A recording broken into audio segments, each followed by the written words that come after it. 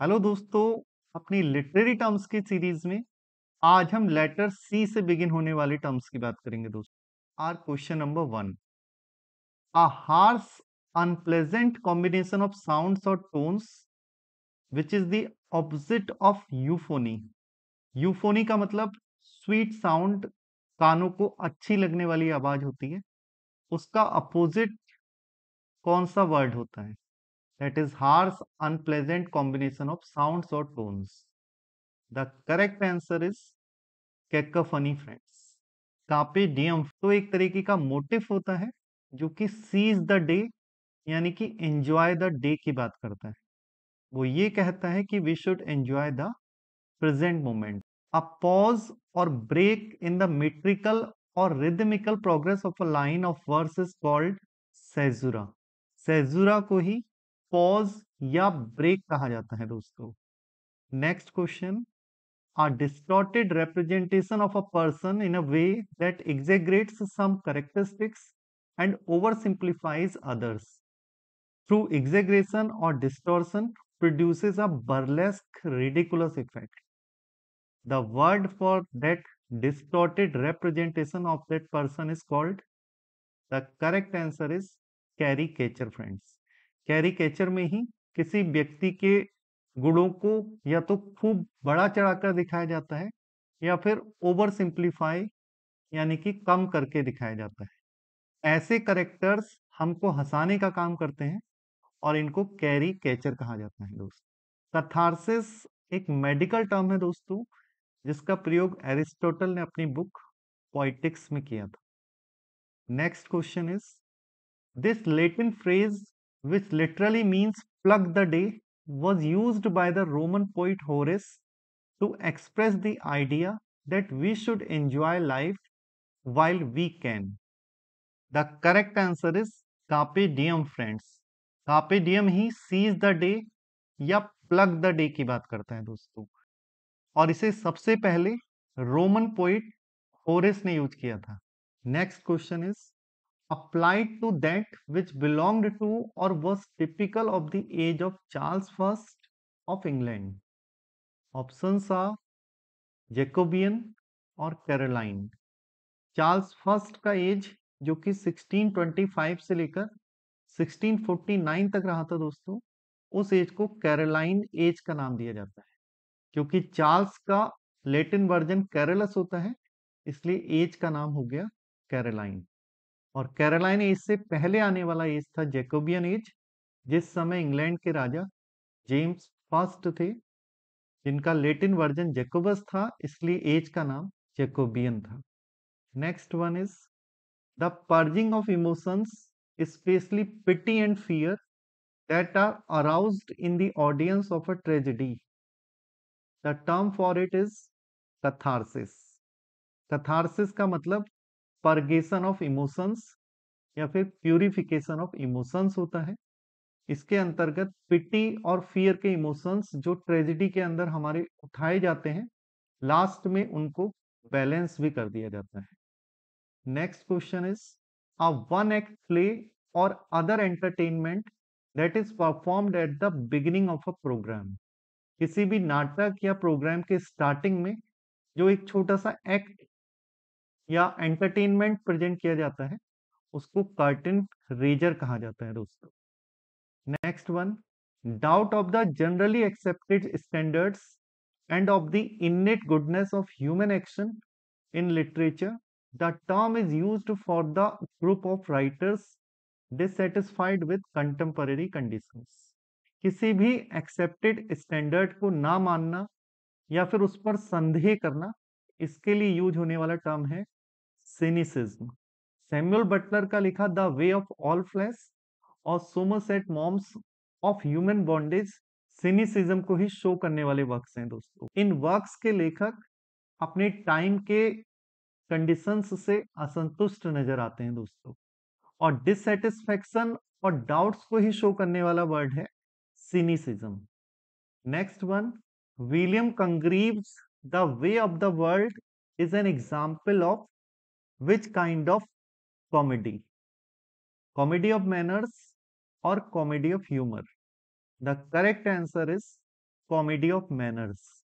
Comedy of मैनर्स के लिए फेमस राइटर विलियम कंग्रीव है, जिनका famous work the way of the world 1700 में आया था दोस्तों। और कॉमेडी ऑफ ह्यूमर से एसोसिएटेड बेन जॉनसन है। और एक थर्ड टाइप ऑफ कॉमेडी जो मॉडर्न एज में लिखी गई, that is comedy of minus associated with Harold Pinter. Next question is the art of judging and defining the qualities and merits of a literary work. Sidney's The Defense of Poesy is the significant piece of this type. Options are cynicism or criticism. Art of judging and defining the qualities and merits of a literary work को criticism कहा जाता है दोस्तों। Sydney का the defence of पोइसी इसका बहुत अच्छा example है, क्योंकि उन्होंने गॉसन्स स्कूल ऑफ अब्यूज से पोइट्री को डिफेंड करने का काम किया था। हालांकि father of English criticism John Dryden को बुलाया जाता है दोस्तों। 7 sonnets interlinked by having the last line of the first form the first line of the second, the last line of the second form the first line of the third, etc. इस तरीके की 7 sonnets की series को हम क्या कहते हैं? It is crown of sonnets और throne of sonnets. The correct answer is crown of sonnets. Crown of sonnets के अंदर 7 इंटरलिंक्ड सॉनेट्स आती हैं दोस्तों। Next one, an unexpected usually unmotivated surprising turn in drama is called coup de theatre। coup de theatre ही surprising turn in drama को दिखाता है दोस्तों। एबे थिएटर और सेल्टिक लिटरेचर और Celtic renaissance is associated with the writers of Ireland like W.B. Yeats, J.M. Singh, etc. A humorous episode or scene in a tragedy, the drunken potter scene in Macbeth is a classic example of it. एक tragedy के बीच में आने वाली कोई हंसाने वाली घटना जिसका पर्पस थोड़ा सा ऑडियंस को राहत देना होता है, उसे क्या बुलाया जाता है? The correct answer is comic relief. Macbeth में आने वाला ड्रंकन पॉटर सीन हो या फिर हेमलेट में आने वाला ग्रेव डिगर सीन, दोनों ही कॉमिक रिलीफ के बहुत अच्छे एग्जाम्पल हैं दोस्तों। Next question is the art of beautiful handwriting. During the middle ages the monks developed the art as they copied ancient manuscripts. तो सुंदर हैंड राइटिंग बनाने की कला जिसका प्रयोग मोंक्स लोग किया करते थे, क्योंकि वो पुराने मैन्युस्क्रिप्ट्स को कॉपी करते थे। तो that art is called calligraphy. Calliope तो म्यूज ऑफ एपिक पोइट्री होती हैं दोस्तों। Another term for Gaelic movement और for Irish literature movement is the correct answer is Celtic revival. Celtic revival का ही दूसरा नाम गेलिक मूवमेंट या आयरिश लिटरेरी मूवमेंट है दोस्तों। Next one, Chaucerian stanza, a 7-line stanza with a rhyme scheme of AB, AB, BCC. What is the other name for Chaucerian stanza? The correct answer is rhyme royal friends. इसका सबसे पहले प्रयोग चौसर ने अपने Troilus and क्रेसीड और the parliament of fowls में किया था, और फिर एक रॉयल मैन यानी कि स्कॉटलैंड के राजा जेम्स फर्स्ट ने भी इसका प्रयोग करके इसे पॉपुलर बनाया अपनी बुक किंग स्क्वायर में। Ottawa Rima is a stanza of 8 lines. So rhyme royal के अंदर 7 लाइन्स और ऑटवा रिमा के अंदर 8 लाइन्स आती हैं दोस्तों। Flat and round are the types of. The correct answer is character. E.M. Forster ने अपनी book aspects of the novel में करेक्टर्स के 2 टाइप्स बताए हैं।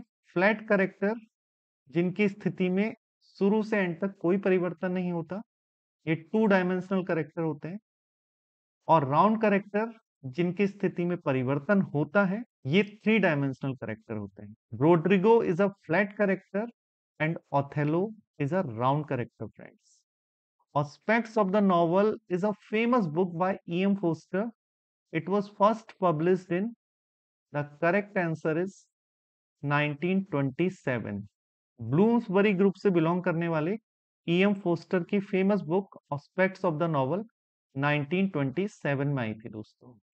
Next one, a type of extended metaphor in poetry that compares two unlikely things to convey a writer's feelings. इस तरीके के extended metaphor को कंसीट का नाम दिया जाता है दोस्तों।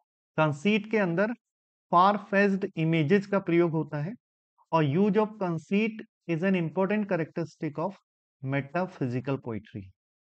कन्फ्लिक्ट जो होता है वो दो फोर्सेस के बीच में स्ट्रगल दिखाता है। It may be outer struggle like the forces of England and Scotland in Macbeth, और इसके अलावा कन्फ्लिक्ट इंटरनल भी होता है जैसे कि हेमलेट के दिमाग के अंदर। Next question is a drama that is intended to be read rather than performed on the stage. एक ऐसा नाटक जिसको सिर्फ पढ़ा जाता है, स्टेज पर परफॉर्म नहीं किया जाता। मिल्टन का सैमसन एगनिस्टस और हार्डी का डायनेस्ट और शैली का प्रोमेथियस अनबाउंड इसी तरीके के ड्रामास हैं दोस्तों। The correct answer is closed drama. Closed couplet वो कपलेट होता है जिसका दो लाइन में ही सेंस कंप्लीट हो जाता है और राइम स्कीम रहती है A A. Next one, a derogatory title applied by Blackwood's magazine to a group of 19th century writers including Hazlitt, Leigh Hunt, Keats। इन तीनों राइटर्स की मजाक उड़ाने के लिए यूज होने वाला वर्ड है कॉकने school. Our 25th question is a roundabout way of speaking. For example, the wife of your father's brother is blank for your aunt. किसी भी बात को सीधे सीधे नहीं, घुमा फिराकर बोलना is called circumlocution friends. Circumlocution के लिए ही दूसरा वर्ड है पेरिफ्रेसिस। क्लिसे किसी घिसे पिटे विचार को कहा जाता है दोस्तों। With this I and today's class friends, thank you very much.